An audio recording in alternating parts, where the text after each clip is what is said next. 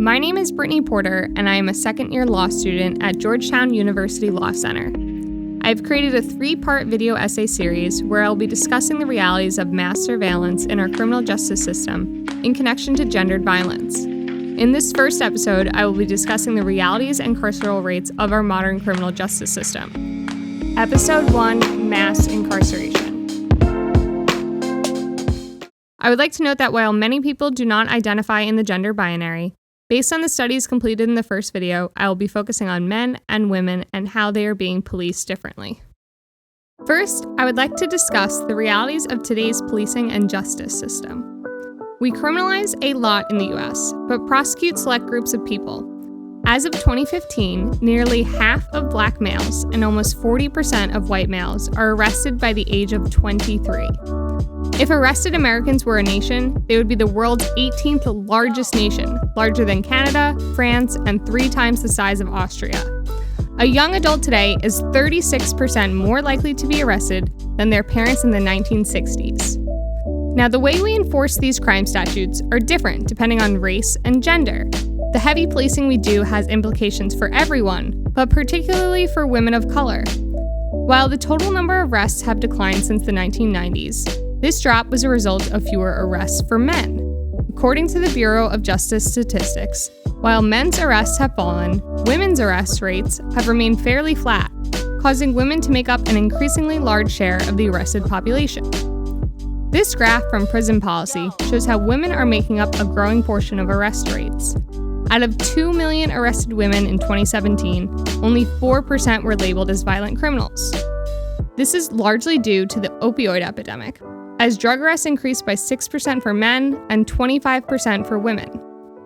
And while prosecution rates of women are rising, the disparity between white women and women of color is alarming.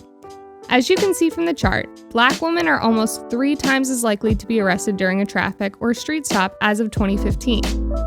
And for men, stops and arrests are particularly dangerous for men of color, specifically Black men, as they are more likely to experience a stop than white men, and during that stop are much more likely to experience force. Many have heard the word mass incarceration before, but few understand the implications that it has on an individual, family, community, and a nation. Between federal, state, local, and tribal systems, we hold almost 2 million people in federal prisons, local jails, juvenile correctional facilities, and more. Most people in jail are not even convicted, but locked up and awaiting trial because they cannot afford to pay bail, since the median bail amounts for felonies is $10,000, which represents about 8 months' income for a typical person. This is especially concerning given that prisons and local jails are dangerous, unsanitary places. People with mental health problems are often put in solitary confinement, have limited access to counseling, and are left unmonitored due to constant staffing shortages, causing suicide to be the leading cause of death in local jails. In December, the U.S. Marshal System removed about half of inmates under their care from the D.C. jail after finding clogged toilets, inmates forced to stand in humid sewage, cells that had water shut off for days, mold, and reports of food and water being withheld in order to punish inmates. Mass incarceration also has immense implications for those formerly incarcerated on their quality of life once they are released. Formerly incarcerated people have an unemployment rate of 5 times higher than that of the general U.S. population, and over 2 million people are unable to vote due to state laws that restrict voting even after completion of sentences.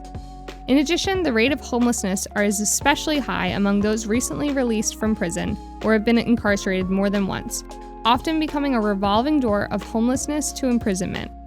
Those incarcerated more than once have a homelessness rate of 13 times more than the general public. Lastly, I'd like to discuss the main constitutional rights that are at issue with police surveillance.